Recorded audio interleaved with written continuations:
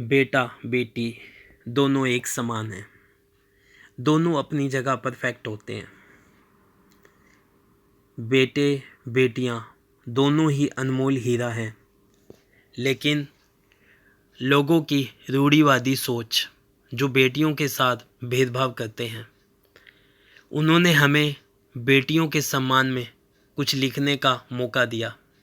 मन विभोर हुआ बेटियों के लिए। नवरात्रि भी चल रहे हैं, कन्या पूजन भी चल रहा है, लेकिन आज भी लोग पुरानी सोच को उठाए बैठे हैं। लोग बेटों में अपनी उम्मीद ढूंढते हैं, ये अच्छी बात है, लेकिन बेटियों को पराया धन समझते हैं। ऐसा क्यों? आज इसी सोच को बदलने की हमारी एक कोशिश होगी। प्लीज़ इस कविता को ज़्यादा से ज़्यादा शेयर करें, तभी हम इस रूढ़िवादी सोच को उखाड़ फेंकेंगे और एक नई अच्छी सोच का जन्म होगा। हमारा टाइटल होगा, कौन कहता है कि बेटियां पराई होती हैं। कौन कहता है कि बेटियां पराई होती हैं? ये तो भगवान के हाथों अनमोल चीज़ बनाई होती हैं। कौन कहता है कि बेटियां पराई होती हैं? बेटी के जन्म के साथ साथ घर में संस्कार, सभ्यता और सादगी का भी जन्म होता है। जिस घर में बेटी हो, उस घर में दूसरों का प्यार और सभी को रिस्पेक्ट देने का ख्याल भी रखा जाता है। बेटियों के अच्छे व्यवहार से ही घर की नींव मजबूत बनाई होती हैं। कौन कहता है कि बेटियां पराई होती हैं? पिता बेटी होने की चाह रखता है और माँ बेटे होने की। बेटा बेटी दोनों ही अपनी जगह परफेक्ट होते हैं। हमें इस भेदभाव की दीवार को हटाना है। हमारी सोच से एक अच्छी शुरुआत इस कविता में एक झलक दिखलाई होती है। कौन कहता है कि बेटियां पराई होती हैं? बेटी अपने पापा की जान, लाडली और बड़ी क्यूट सी परियां होती हैं। ना जाने कहाँ से आती हैं, जो अपने परिवार की पूरी केयर करती हैं। कुछ लोग बेटों को बुढ़ापे की उम्मीद बताते हैं, लेकिन बेटियां इसी उम्मीद को पहले दिन से ही सच कर दिखाई होती हैं। कौन कहता है कि बेटियां पराई होती हैं? जिस घर में पहली लड़की हो और दूसरे की बेट हो, तो लोग क्या सोचते हैं? आज भी कुछ लोगों की सोच क्या है? हमारा अगला स्टेंजा।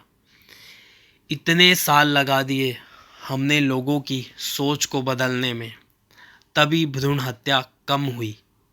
पहली लड़की हो तो लोग कहते हैं चलो कोई बात नहीं, घर में लक्ष्मी आई है, लेकिन दूसरा लड़का ही होना चाहिए, तभी फैमिली कंप्लीट होगी। ऐसी घटिया सोच की जगह लोगों ने अपने दिल में बनाई होती हैं। कौन कहता है कि बेटियां पराई होती हैं? जिस घर में बेटियां नहीं होती, वो दूसरों की बेटियों को अपनी बेटियां बनाते हैं।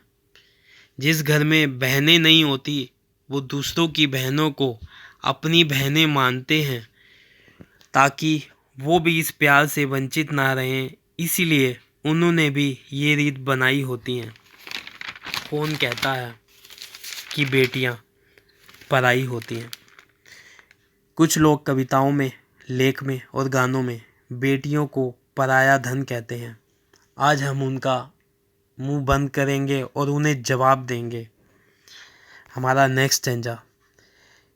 क्योंकि जो बेटियों को पराया धन कहकर समाज में नेगेटिविटी फैलाते हैं, लोगों के मन और बेटियों के दिल में पराया होने का एहसास कराते हैं, उनकी नेगेटिविटी सोच को हटाकर अपनी पॉजिटिविटी सोच को ऊपर उठाई होती हैं।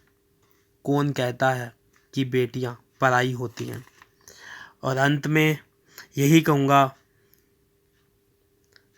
सुनील कहे अपनी कविता में, बेटियां पराया धन नहीं, बेटियां तो वो अनमोल धन हैं कि जिस घर में शादी करके जाती हैं, उस घर में 10 गुना धन बढ़ जाता है।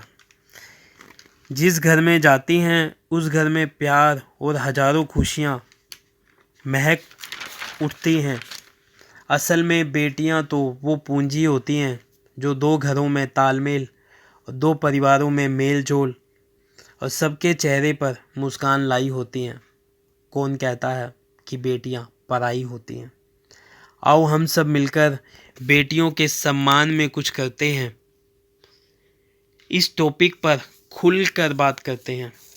बेटियों को रिस्पेक्ट तभी मिलेगी जब ये पोएम हर किसी ने फेसबुक, ट्विटर और व्हाट्सएप स्टेटस पर लगाई होती हैं। कौन कहता है कि बेटियां पराई होती हैं?